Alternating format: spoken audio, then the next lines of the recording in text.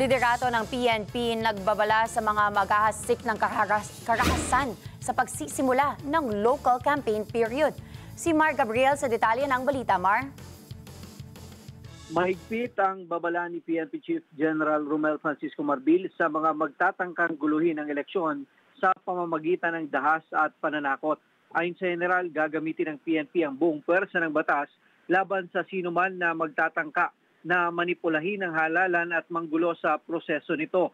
Ilang araw bago ang pagsisimula ng campaign period para sa lokal na mga kandidato, inatasan na ni General Marbil ang kanilang mga regional, provincial, city at municipal commanders na personal na pangunahan ng pagsiguro sa ligtas, payapa at tapat na eleksyon sa kanilang lugar. Kailangan aniyang nakahanda ang mga commanders sa anumang banta sa halalan.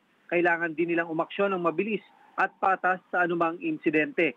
Nauna nang idineploy ng PNP ang kanilang mga tauhan sa mga itinuturing na election hotspot at mga natukoy na lugar na may mainit na awayan ng mga kandidato.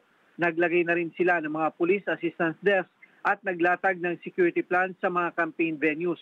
Nagbabala rin si General Marbil sa mga pulis na makikisangkot sa partisan politics. Mahigpit daw na piniiral sa PNP ang zero tolerance pagdating sa partisanship at sinumang pulis na lalabag dito ay maharap sa kasong kriminal at administratibo. Nanawagan din si Marbil sa mga kandidato at kanilang mga taga-suporta na sundin ang batas at huwag gumamit ng dahas. Sa halip, ang mga kandidato daw ang dapat na unang magpakita ng magandang halimbawa sa pamamagitan ng pagrespeto sa demokratikong proseso. Para sa Mata ng Agila, Mar Gabriel, matatag, matapang, matapat.